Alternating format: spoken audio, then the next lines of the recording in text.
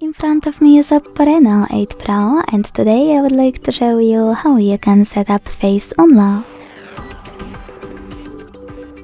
Begin by launching settings and scrolling down to access password and security.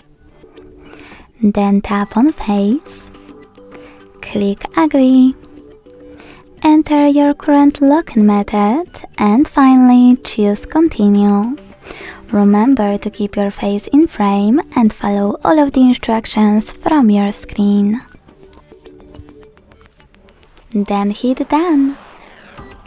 Following that, you can adjust all of those options however you want to, and when you finished, go back. So when I switch off my screen and turn it back on, I can see that face unlock is working properly.